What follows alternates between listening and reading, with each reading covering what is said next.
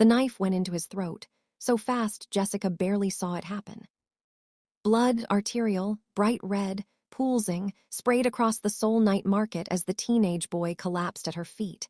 Around them, people screamed and scattered. Gunfire cracked through the air. Men in dark suits were shooting at each other between food stalls selling tteokbokki and hotteok. Jessica's training kicked in before her brain could catch up. She dropped to her knees, her hands going to the wound, applying pressure even as the boy's eyes rolled back. He couldn't have been more than 17. Too young, too much blood. "Stay with me," she commanded in English, then fumbled for the Korean. "Gajima, don't go." The boy's lips moved. He was trying to say something. Then a shadow fell across them. A man, tall, expensive suit soaked in someone else's blood, gun still in his hand.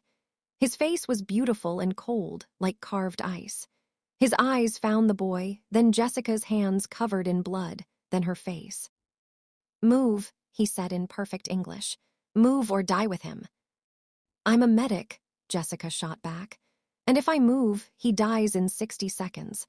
So unless you want to explain to whoever he belongs to why you let him bleed out, get me a fucking first aid kit. Now." The man's eyes widened slightly. Surprise, maybe respect. Then he barked orders in rapid Korean. Someone thrust a trauma kit into Jessica's hands. She worked fast, pressure, packing, sealing. The wound was bad but not impossible. The boy had maybe a 20% chance. But 20% was better than 0. "He needs a hospital," she said, not looking up. "Massive blood loss, possible tracheal damage. He's got minutes, not hours." "Take him," the cold-eyed man ordered his people. Then, to Jessica, "You're coming too." "Like hell I am. You saved Lee Min-jun's life. In our world, that creates a debt." His gaze locked onto hers. "And the Lee family always pays its debts." Before Jessica could argue, someone grabbed her arm. The world tilted as she was hauled toward a black Mercedes, her hands still covered in a stranger's blood, her mind screaming that she'd just made the worst decision of her life. She'd saved someone important. And in Seoul's underworld, that was the same as signing a contract in blood. But before we dive into how Jessica went from a U.S. Army medic to the most protected and most endangered woman in Seoul's criminal underworld, can I just say you need to subscribe to Novatel's TV right now? This story has everything. A strong black woman who refuses to be a victim, a dangerous Korean man who falls impossibly hard for her, life-or-death situations, forbidden romance, and cultural clashes that will have you on the edge of your seat. Novatel's TV delivers these incredible stories with unmatched quality. Every upload is addictive, emotional, and beautifully crafted. Hit that subscribe button now and turn on notifications because you don't want to miss a single moment. Trust me, your future self will thank you. Now let's get back to Jessica's impossible situation. 12 hours earlier, Jessica Wright had been packing her duffel bag in her base quarters, counting down the days until her discharge. 3 years, 2 months, and 16 days as an Army medic stationed at Camp Humphreys. 3 years of patching up training injuries, treating Korean augmentation to the U.S. Army soldiers, and occasionally venturing into Seoul on her rare days off. 3 years of existing in a strange liminal space, respected for her skills, tolerated for her service, but never quite belonging. "Are you sure about not re-upping?" her bunkmate Corporal Martinez asked, watching Jessica fold her civilian clothes with military precision. "You're one of the best medics we've got." "I'm sure." Jessica didn't look up. "I've got plans back home. School, a real life that doesn't involve 24-hour shifts and taking orders." "What about that Korean guy you were seeing? The teacher?" Jessica's hands paused briefly. "That ended 3 months ago. He was great, but his family made it clear I wasn't what they wanted for him." "Their loss." "Maybe," Jessica zipped the bag, "but I'm tired of fighting to be accepted. Back in Atlanta, I'm just me, not the black soldier, not the foreigner. Just Jessica." "You gonna miss it, though, Korea." Jessica looked out the window at the base, at the mountains beyond, at the country that had been her home but never quite felt like it. Maybe, she admitted. Parts of it. That evening, Jessica had gone into Seoul for one last visit to the Dongdaemun night market, her favorite place in the city. The food, the energy, the way you could lose yourself in the crowd and just exist without judgment. She was eating tteokbokki from a street cart, savoring the spicy sweet flavor, when the violence erupted. It started with shouting, angry voices in Korean, too fast for Jessica to follow. Then men in suits appeared, blocking off sections of the market. Then someone pulled a gun. The crowd scattered. Jessica's combat training told her to take cover, find an exit, and get to safety. Then she saw the boy. He was a young teenager, maybe 17 or 18, dressed too expensively for a night market. He'd been walking with 2 bodyguards when 3 men attacked from behind. The guards went down first, bullets to the head, professional executions. The boy ran, almost made it. Then one of the attackers caught him, and the knife went into his throat. Jessica's medic instincts overrode everything else. She was moving before she could think, dropping to her knees beside the bleeding teenager, her hands going to the wound automatically. She didn't know who he was, didn't care about the gang war happening around her. She just saw a kid dying and knew she could save him. That decision changed everything. The Merceds took Jessica to a private hospital in Gangnam, the kind that didn't ask questions and didn't report gunshot or stab wounds to authorities. She stayed with the boy, Minjun, she'd learned, through emergency surgery. The surgeons were good, but they confirmed her assessment. Without her immediate intervention, he would have died before reaching the hospital. "You saved his life," one doctor said in careful English. "The family is very grateful." "I was just doing my job." That's not how they see it. Jessica waited in a private room while Minjun was in recovery. She'd washed the blood off her hands but could still feel it. Sticky, warm, the evidence of how close he'd come to death. The door opened. The cold-eyed man from the market entered, followed by 2 others. "I'm Tae-sung," he said, his English flawless and unaccented. "Minjun is my youngest brother. You saved his life tonight." "I'm a medic. It's what I do." Not many people would risk themselves in a firefight to save a stranger. Tae-sung studied her with unnerving intensity. "You're American military, Camp Humphreys." "Until next week. Then I'm discharged and going home." "Home to Atlanta, not that it's your business." A slight smile crossed Tae-sung's face, there and gone. "You're right, it's not. But your actions tonight created a situation that is my business." "What situation?" "You saved a member of the Lee family. In our world, that creates a debt of honor. We must repay it." Jessica stood, her 5'6" frame still managing to project authority despite being dwarfed by the 3 Korean men. "I don't want payment. I don't want anything from you. I did what any decent person would do. I saved a kid's life. That's it. We're done." "It's not that simple." "Yes, it is. I'm a soldier. I don't get involved with." She gestured vaguely. "Whatever this is, gangs, crime, whatever you people do, not my world, not my problem." "You people," Tae-sung's voice went cold. Jessica met his gaze steadily. "Criminals, I'm assuming that's what you are, based on the private hospital, the guns, and the way everyone here treats you like you're dangerous. So yeah, you people, criminals." For a moment, Tae-sung just looked at her. Then, unexpectedly, he laughed, a genuine sound that transformed his face from cold to almost warm. "You're honest, I respect that." He pulled out a business card, set it on the table. "This is my number. If you ever need anything, anything at all, call me. The debt stands until it's repaid. That's not negotiable." "I won't call." "Probably not, but keep it anyway."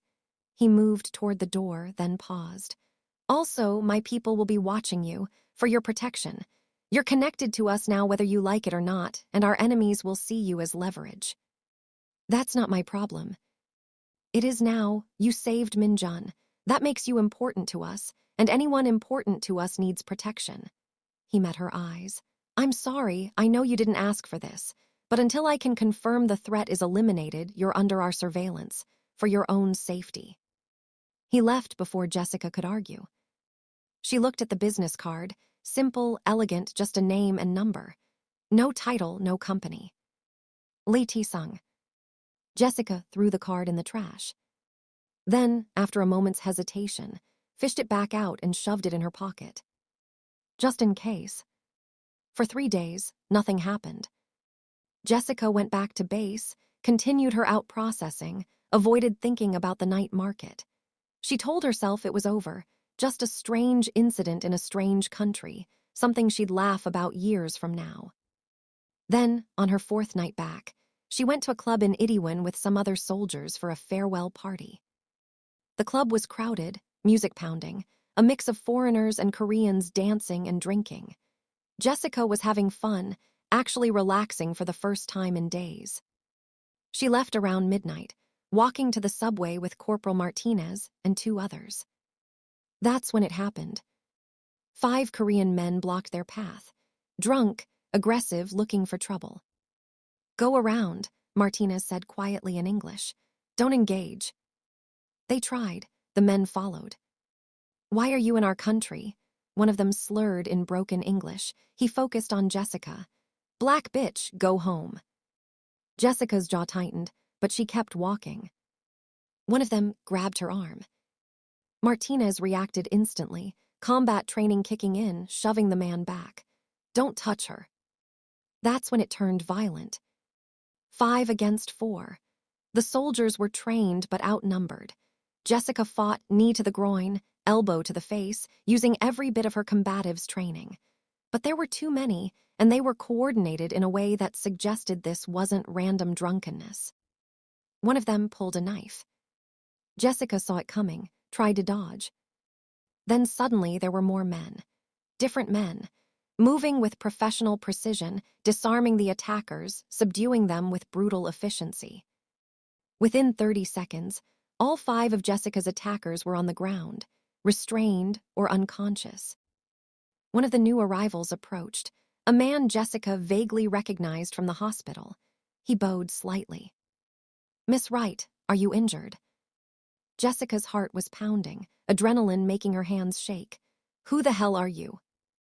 "I work for Lee Tae-sung. He assigned us to ensure your safety." "You've been following me." "Protecting you, there's a difference." The man's expression was neutral. "The men who attacked you weren't random drunks. They were sent by the Choi organization, rivals of the Lee family. They were going to kidnap you, use you as leverage." The words hit Jessica like cold water. "What?" "You saved Min-jun. That made you visible to our enemies. They've been watching you, waiting for an opportunity." He gestured to the unconscious men. "This was that opportunity, if we hadn't been here." He didn't finish. He didn't need to. Jessica looked at Martinez and the others, all of them shaken but unhurt. If these men hadn't intervened. "I need to speak to Lee Tae-sung," she said quietly. "He's expecting your call. I'll take you to him now if you're willing." Jessica looked back at the club, at the normal world she'd been part of just an hour ago.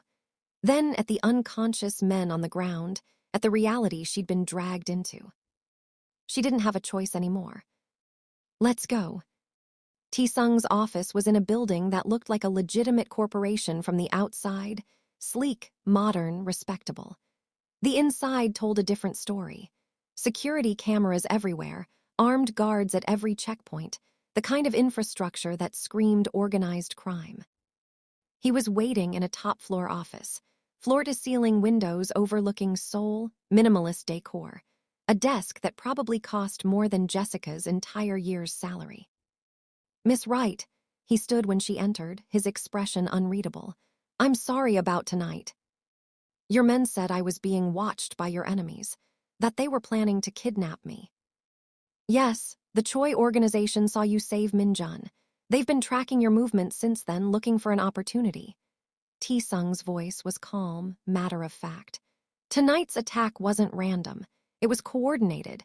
They chose that location specifically because it's outside most security cameras, recruited local thugs as deniable assets. If you'd been taken, they would have used me to hurt your family." "Yes." Jessica sank into a chair without being invited. "This is insane. I saved a kid's life. That shouldn't make me a target. In my world, every connection is a potential weakness. Every person we care about is leveraged. Tae-sung sat across from her.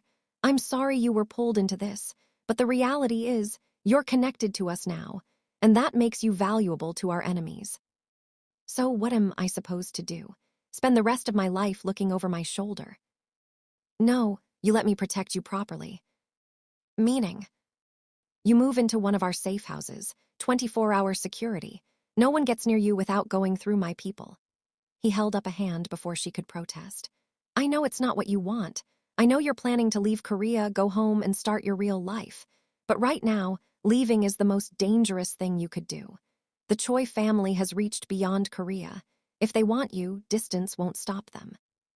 So I'm just, your prisoner? My protected guest. There's a difference. Is there? Tae-sung's expression softened slightly. I understand this is terrifying. I understand you're angry. But please, listen. My family's honor demands we protect you. You saved Min-jun. In our culture, that's a debt that supersedes everything. I can't let you be harmed because you showed compassion to my brother. Jessica was quiet for a long moment. She thought about her discharge, about going home, about the life she'd planned. Then she thought about those men with the knife, about being leveraged in a war she didn't understand. How long? She asked. Weeks, maybe a month, until we can neutralize the threat from the Choi family.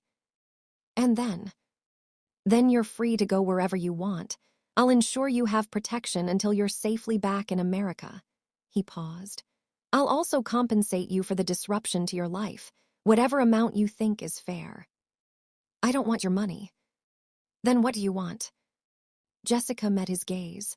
I want my life back. I want to not be a target. I want to go home and pretend this never happened. I'll make that possible, I promise. Tae-sung stood, extending his hand. Do we have an agreement? Jessica looked at his hand, at the lifeline being offered, at the only option that didn't end with her dead or traumatized. She shook it. Agreement, but I have conditions. Name them. I'm not a prisoner. I get my own space, freedom to move within wherever you're keeping me, and regular updates on when this ends. I also want to be able to contact my family. I don't want them worrying. Done. Anything else? Yeah, nobody, and I mean nobody, disrespects me because of my race. I've dealt with that shit my whole life, and I'm not tolerating it from criminals. Jessica's voice was firm. I don't care who they are or how important they think they are. Respect or I walk, consequences be damned. Something flickered in Tae-sung's eyes. Surprise, maybe respect. You have my word. Anyone who disrespects you answers to me personally.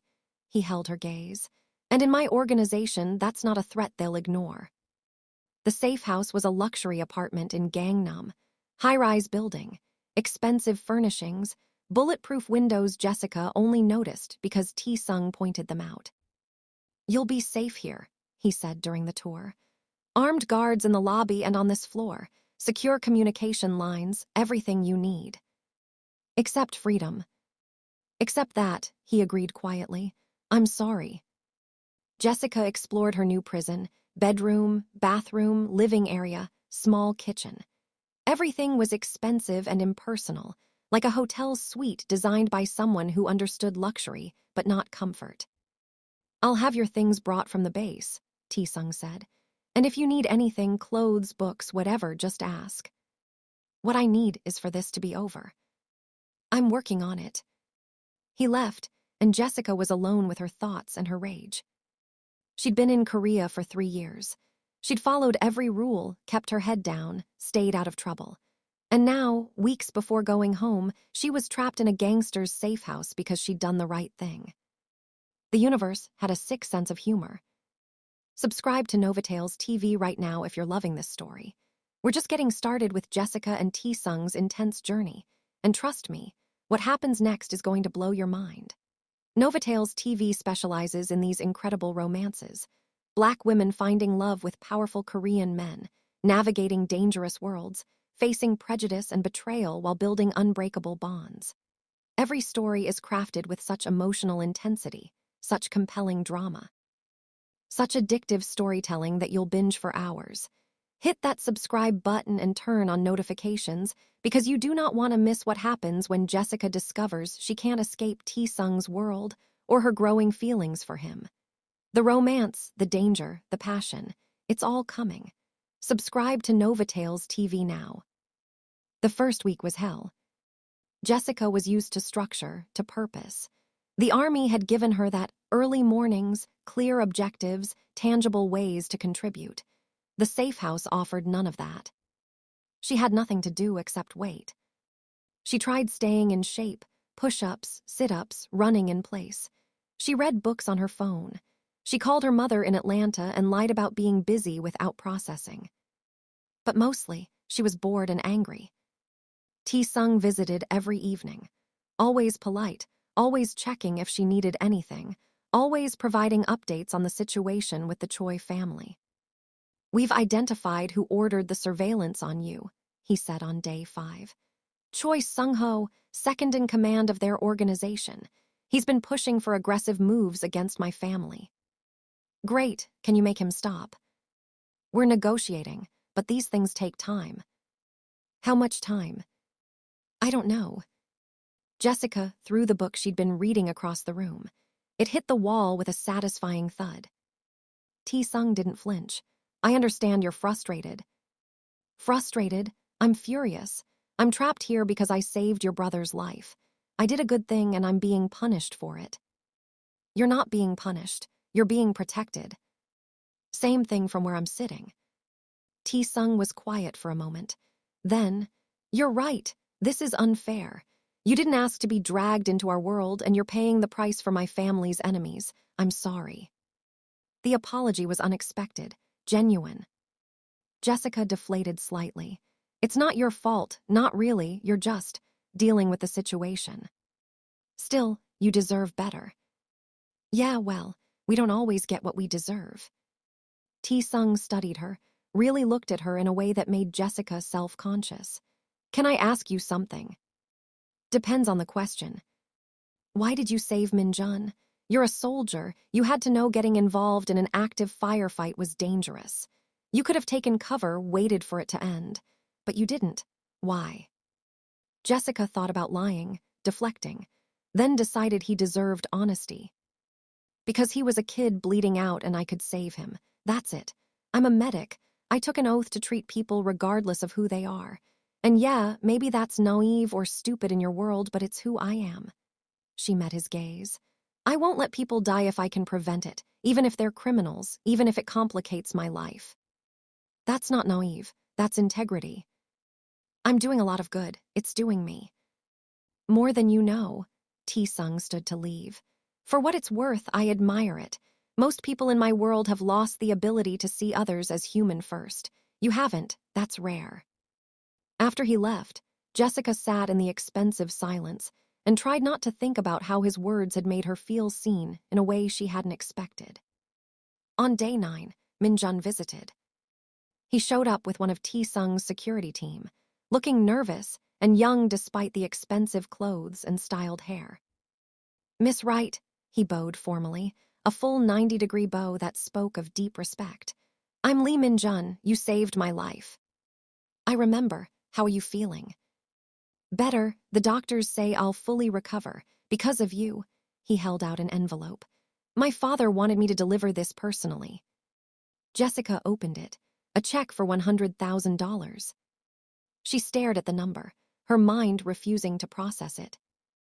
"This is too much." "My father doesn't think so. You saved his youngest son. In our family, that's beyond price." Min-jun's expression was earnest. "Please accept it. It's not payment. You can't pay someone for saving a life. It's gratitude." Jessica's hands shook slightly. $100,000. That was medical school debt paid off. That was a house down payment. That was security for her family. But it also felt wrong. Dirty money from a criminal organization. "I can't accept this," she said, handing it back. Min-jun looked stricken. "Please, you'll offend my father. In our culture, refusing such a gift is—" "I understand, but I'm not part of your culture. I'm an American soldier who happened to be in the right place at the right time. I don't need payment for doing the right thing. Then what do you need? Jessica met his eyes. I need this to be over. I need to go home. I need my life back. My brother is working on that. He's very focused on your safety. Min-jun hesitated. He talks about you often, says you're different from anyone he's met. Different how? Honest, unafraid. Most people are terrified of Tae-sung Hyung. You treat him like he's just a person. He is just a person. A person who happens to run a criminal organization, but still a person. Min-jun smiled. That's exactly what I mean. You see him, not just what he does. He stood to leave. Thank you again, Miss Wright. For my life, I won't forget it. After he left, Jessica found herself thinking about Tae-sung. About the man who visited every evening, who listened when she vented, who apologized for circumstances neither of them controlled. He was dangerous, a criminal, everything she should avoid. But he was also thoughtful, protective, and somehow made her feel safe despite being the reason she needed protection. It was confusing as hell. The confrontation happened on day 12. Jessica was eating lunch, delivered from a nearby restaurant, when she heard raised voices in the hallway.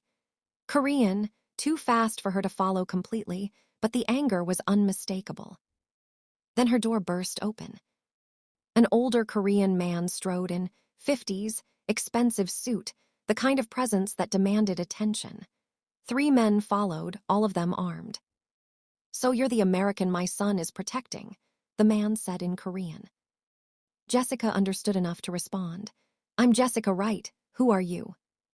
Lee Dong-wook, Tae-sung's father, head of this family. He switched to accented but clear English. I'm here to see if you're worth the trouble you're causing. I didn't ask to cause trouble. But you did. You saved Min-jun, for which I'm grateful. But in doing so, you made yourself important.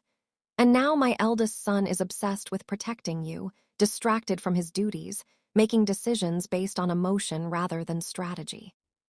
Jessica stood, meeting his gaze despite her heart pounding. Then tell him to stop. I don't want his protection. I want to go home. It's not that simple. The Choi family knows about you. If you leave our protection, they'll take you, use you against us. Lee Dong-wook moved closer, studying her. You're a liability, a weakness. The smart thing would be to eliminate that weakness. The threat was clear. Jessica's blood went cold, but she kept her expression steady. If you're going to kill me, do it. But don't pretend it's strategic, it's just cowardice. I saved your son's life. If you kill me for that, you're no better than the people trying to hurt him. For a long moment, Lee Dong-wook just stared at her. Then he laughed, a sharp, surprised sound. You have courage, I respect that. He switched back to Korean, speaking to his men. Whatever he said made them relax slightly. Then, to Jessica, you'll stay under our protection, not because my son demands it, though he does, but because I decide it. You're valuable, not as leverage, but as someone who understood honor when it mattered. We protect people like that. I don't understand. You saved Min-jun because it was right, not because it benefited you. That's rare, valuable. He moved toward the door. Stay safe, Miss Wright. My family owes you a debt we take seriously. He left as abruptly as he'd arrived. Jessica collapsed onto the couch, her hands shaking with delayed fear. That evening, when Tae-sung visited, she told him what happened. His expression went cold, not angry at her, but furious at his father's actions. He had no right to threaten you. He didn't, not really. He was testing me. Jessica met his gaze. He also gave me his protection, said I was valuable. You are valuable. Because I saved Min-jun. Because you're you, Tae-sung sat across from her. My father sees the world in terms of assets and liabilities. He was determining which you are. Apparently, you impressed him. By not being terrified. By being honest. By having integrity even when threatened. He paused.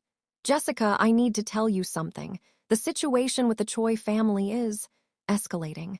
They've made it clear they want you specifically. Not as random leverage, but because you're connected to me. Connected to you how? I barely know you. They think you're important to me, and they're not wrong. The admission hung between them. Jessica's heart rate picked up. I'm not important to you. I'm just some random medic who saved your brother. You're not random, and you're not just anything. Tae-sung held her gaze. You've been here for almost 2 weeks. I've spent nearly every evening talking with you, learning about you, and I've realized something. You're the most genuine person I've met in years. You don't want anything from me except honesty and respect. You see me as a person, not as a position or a threat. That's rare. Tae-sung, I'm not asking for anything. I'm just being honest. He stood. But you should know, I'm not protecting you just because of honor or debt. I'm protecting you because I want to, because I care what happens to you.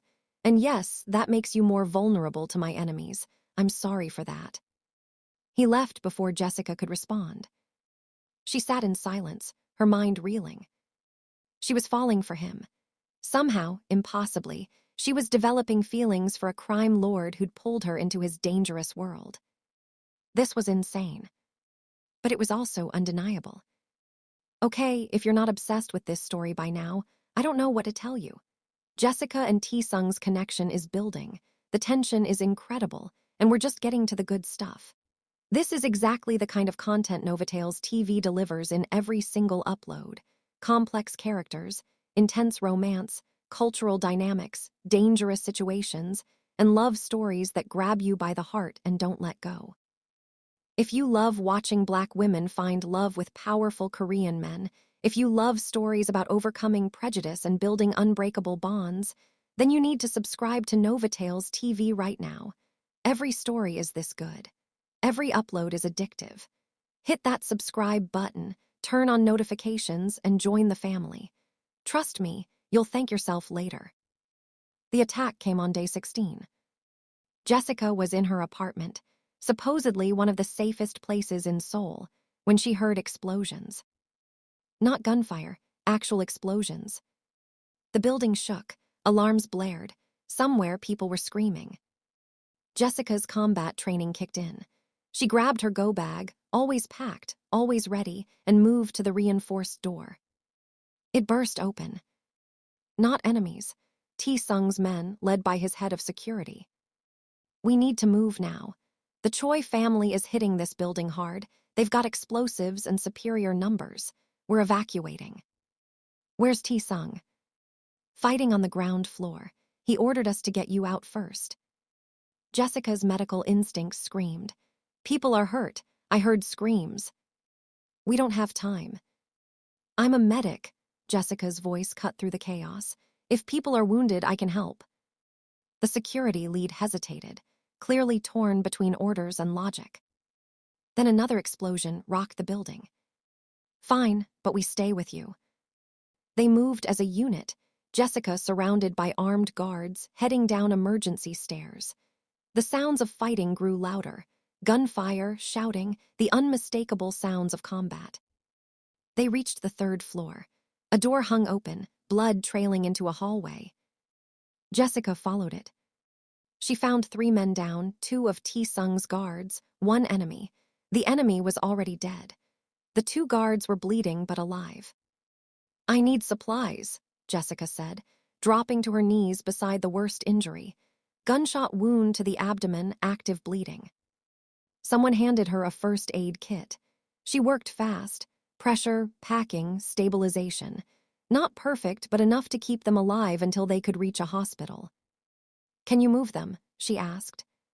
Yes, but we need to go. Another explosion, closer this time. They half-carried, half-dragged the wounded men down another flight of stairs. The lobby was chaotic. Broken glass, bodies, ongoing firefight between 2 groups. And there was Tae-sung. He was in the center of it, no longer the calm, controlled man from their evening conversations. This was the crime lord, the warrior, moving with lethal precision. He had blood on his suit, a gun in each hand, and an expression that promised death. He saw Jessica and his eyes widened. Get her out of here. She stopped to treat the wounded, the security lead shouted back. Of course she did. Despite the danger, despite the violence, Tae-sung almost smiled. Then he barked orders in Korean, and his men formed a protective circle around Jessica. They moved as one unit toward the exit. The Choi family's forces tried to block them, met with overwhelming force from Tae-sung's people. They made it to the garage, into armored vehicles. And then they were speeding through Seoul streets, sirens and chaos fatting behind them. Jessica sat in the back of the SUV, her hands shaking with adrenaline, blood on her clothes from the men she'd treated. Tae-sung was beside her, speaking rapidly in Korean into his phone, giving orders, coordinating responses, managing the crisis. When he finally ended the call, he turned to Jessica. "Are you hurt?" "No, shaken but not hurt." "You stopped to treat wounded in the middle of an active attack." "They needed help. They needed extraction. You could have been killed." "But I wasn't, and now 2 of your men will survive who might not have otherwise." Jessica met his gaze. "I'm a medic, Tae-sung. I don't turn off who I am just because it's dangerous." Something shifted in his expression. Awe, maybe, or respect. "You're extraordinary," he said quietly. "I'm just doing my job." "No, you're being you, and that's extraordinary." The SUV pulled up to a new safe house, this one even more secure, in a building Tae-sung apparently owned entirely. Inside, chaos reigned.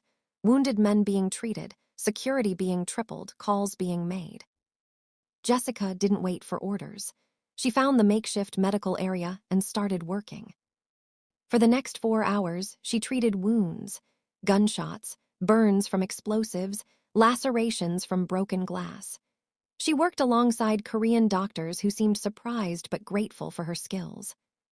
She saved 3 lives that would have been lost without immediate intervention. When it was finally over, when all the wounded were stable and evacuated to hospitals, Jessica collapsed in an unused room. Tae-sung found her there. "You should rest," he said, sitting beside her. "I'm fine." "You're exhausted. You've been treating trauma victims for 4 hours after surviving an attack." He paused. "Thank you for saving my men. You didn't have to." "Yes, I did. I'm a medic. It's who I am." "I know. I've seen it now." Tae-sung looked at her, really looked at her, with an intensity that made Jessica's breath catch.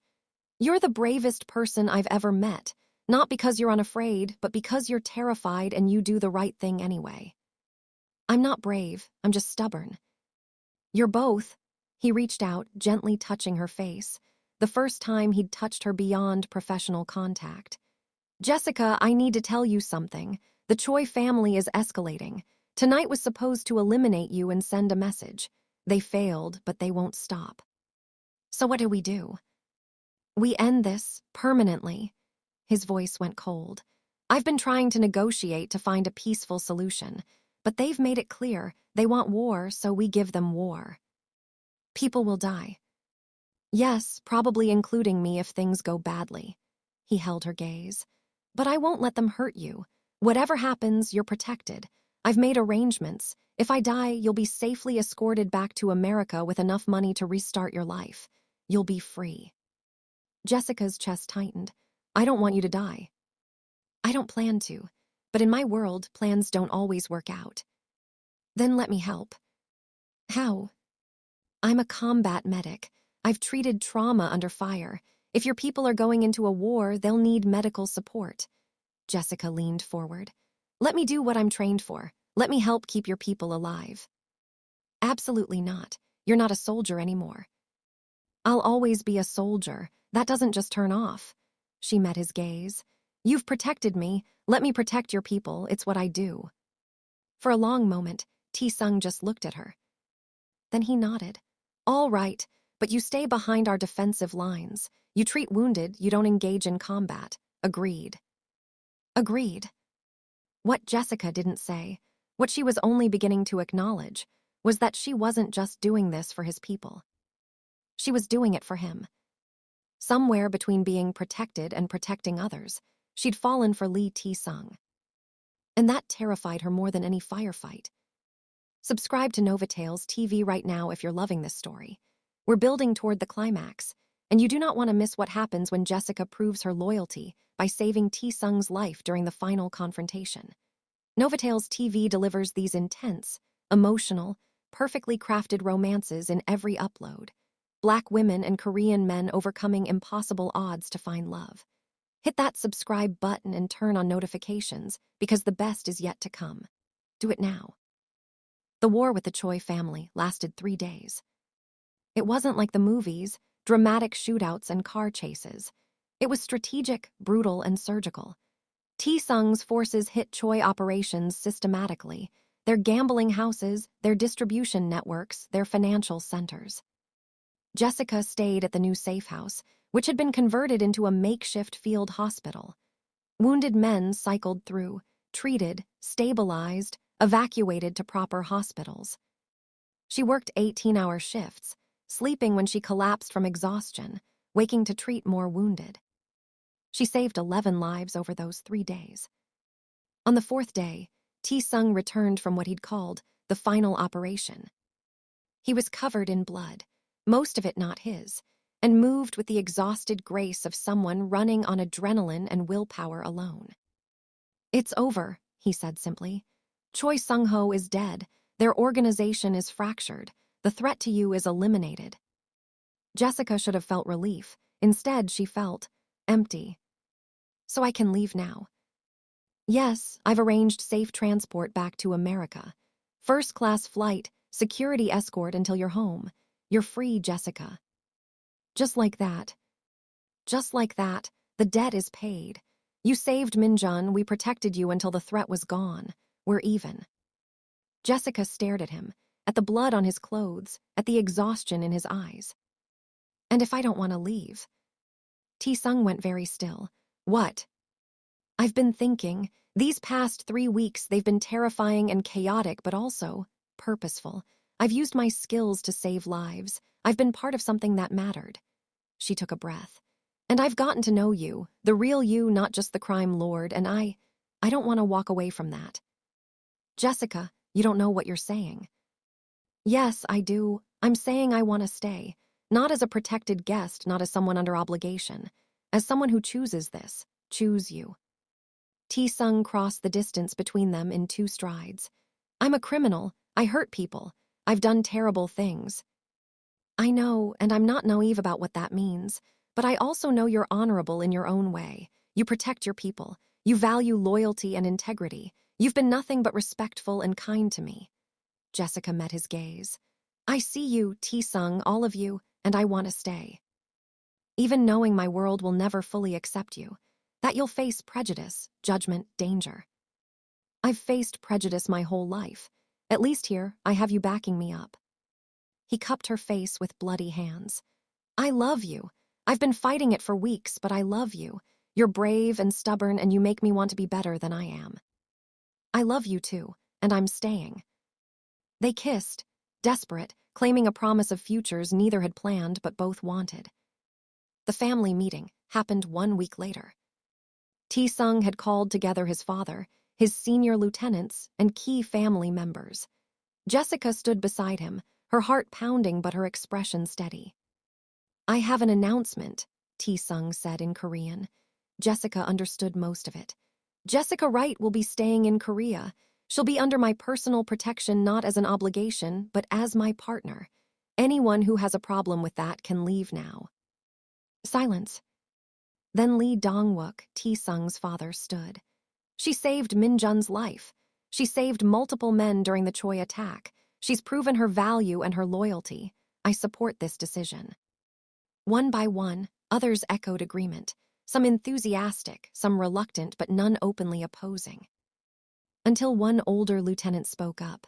"With respect, she's an outsider, not Korean, not part of our culture." "She's part of our culture now," Tae-sung interrupted coldly. "And anyone who disrespects her disrespects me. Is that clear?" The man nodded, chastened. Minjun stood next, switching to English. "Miss Wright saved my life when she had every reason not to. She's the bravest person I've met. I'm honored to call her family." Jessica's eyes stung with unexpected tears. After the meeting, Lee Dong-wook approached her privately. "My son loves you," he said in careful English. That makes you family. Family is protected. Family is respected. Anyone who forgets that answers to me. Thank you, sir. Don't thank me. Just take care of him. Make him better than he would be alone. I'll try. That night, Jessica and Tae-sung stood on the balcony of their now-shared apartment, looking out over Seoul. Do you regret it? Tae-sung asked quietly. Staying. Ask me in 10 years. Right now. No, this is where I'm supposed to be. With a criminal. With you. Everything else is just details. He pulled her close, and Jessica melted into his embrace. She'd come to Korea as a soldier, planning to serve and leave. Instead, she'd found purpose, danger, and impossible love. Her mother would probably kill her when she found out. But for now, at this moment, Jessica was exactly where she belonged. Jessica was training new recruits in combat medicine when the call came. We have a situation, Tae-sung's voice said through the phone. Multiple casualties from a car accident. We need you. On my way. She grabbed her medical kit, always packed, always ready, and headed out. This was her life now, half medic, half partner to one of Seoul's most powerful men. She treated his organization's people when they were hurt. She provided medical consultation for operations. She'd even started training others in battlefield medicine. She was useful, valued, respected. And yes, she still faced prejudice. There were people in Tae-sung's organization who would never fully accept a Black American woman as the boss's partner. There were moments when the culture clash felt insurmountable. But Tae-sung never wavered. He defended her, elevated her, made it clear she was untouchable. And slowly, grudgingly, most came to respect her, if not for who she was, then for what she'd proven herself capable of. That evening, after treating the accident victims, 3 saved, 2 with injuries that would have been fatal without immediate care, Jessica returned home exhausted. Tae-sung was waiting for dinner, takeout from her favorite restaurant. You saved 3 more lives today, he said, pulling her into his arms. Just doing my job. Your job is extraordinary, he kissed her forehead. I'm proud of you. Even though I'm stubborn and occasionally ignore safety protocols. Especially because of that. They ate together, talking about their days, his dealing with organizational politics, hers treating trauma and training new medics. It was domestic, normal, impossible. And absolutely perfect. I love you, Jessica said suddenly. I love you too, Tae-sung smiled, the real smile, the one he only showed her. Thank you. For what? For saving Minjun, for staying, for choosing this crazy life with me. Well, someone has to keep you out of trouble. Clearly not succeeding at that. Give me time, I'm working on it. They laughed together, and in that moment, Jessica knew. She'd made the right choice. This was her life now. Chaotic, dangerous, imperfect. But it was hers, and she wouldn't trade it for anything. Subscribe to Novatales TV right now. If you loved Jessica and Tae-sung's story, if you were captivated by their journey from enemies to lovers, if you cheered when Jessica proved her strength and loyalty, if you fell in love with their impossible romance, then you need to hit that subscribe button. Novatales TV delivers these incredible stories with every upload.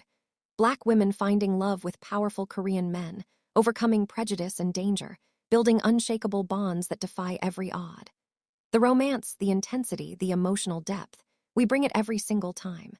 Smash that like button, drop a comment telling me your favorite moment, and subscribe with notifications on so you never miss another story. Trust me, you need Novatales TV in your life. Do it now. Thank you so much for watching, and I'll see you in the next incredible story.